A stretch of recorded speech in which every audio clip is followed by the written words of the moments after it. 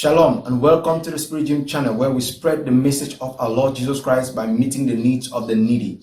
I'm your host, Brother T.L. Christ Juve, and if you haven't yet subscribed to the channel, do hit that subscription button and don't forget to hit the notification bell so that you get notified when we release new videos. The last time I did a video on cryptocurrencies, I made a promise to extract certain portions of that video and expound on them so that we can get better understanding. And in today's video, I'm going to be extracting and expounding on cryptocurrency exchanges. Before we get into the actual video, I want to make this remark. There are still a lot of people out there, particularly Christians, who are largely ignorant about cryptocurrencies. Brethren, I tell you, I know when God shows me something or when God speaks to me. There is something big which is about to happen. The most I can do in summarizing it is in using these words. There's going to be a word transfer, an economic disaster, and a great revival. You don't need a lot of capital. You don't need $1,000 or $2,000. You regularly injecting small amounts of capital, say $20 to $50 weekly or monthly, depending on your income against your expenses, might just go a long way to do for you what you had never imagined could happen to you. I really pray that this gets through to you and you also be a blessing to someone by sharing this so that another person can get to hear this. God bless you. Back on track, talking about crypto exchanges. A cryptocurrency exchange is simply a digital market space where people can buy or sell digital assets, precisely cryptocurrencies or digital arts like NFTs. Whether you're buying cryptocurrencies using fiat or selling cryptocurrencies for fiat or exchanging one cryptocurrency for another, you will always need a cryptocurrency exchange. Now, there are two kinds of exchanges. There is a decentralized exchange and there is a centralized exchange. I'm going to be discussing these two particular type of exchanges based on the futures. Whatever exchange that you're going to be using will depend on your particular need, and I believe that this video is going to really help you with that. Centralized cryptocurrency exchanges are simply platforms where there is a third party that monitors and secures the transactions that happen between the users, hence the name centralized. An example is something like Coinbase or Binance. On the other side, a decentralized exchange, also known as DEX, does not need a third party. The algorithm of the protocol itself does match the transactions between individual persons. In fact, the transactions are much more peer-to-peer, so it doesn't need any third party. Like I said, to compare both, we're going to look at certain key features. For example, we're going to look at security. Centralized exchanges are required by the law to have KYC and AML systems in place. This alone is disadvantageous for those who are concerned about privacy. A second aspect about security is the fact that most centralized exchanges often have a lot of liquidity online, and so their platforms are huge targets for hackers. As for decentralized exchanges, the fact that they are decentralized makes it impossible for governments to implement or force a KYC or AML policy on them.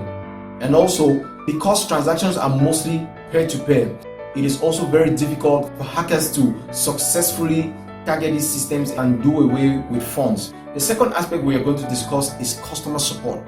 Because centralized exchanges actually have a third party who secures and monitors transactions, it is often very easy for their customers to have a query and write to them and get response or get assistance whenever it is needed.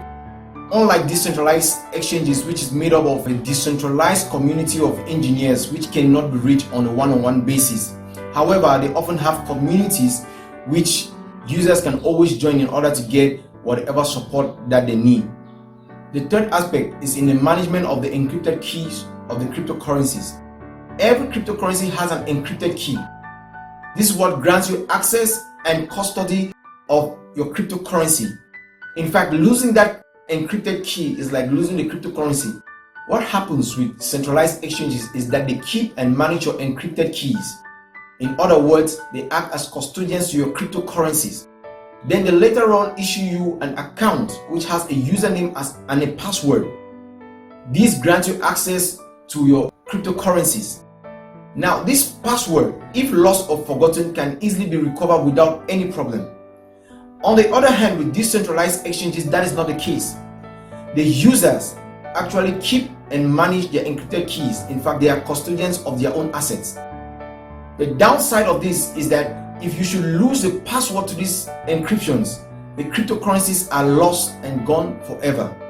Bottom line, with centralized exchanges, you don't have to worry about your password. Whereas with decentralized exchanges, you have to worry about keeping your password safe. However, it is often said that not your keys, not your cryptocurrencies.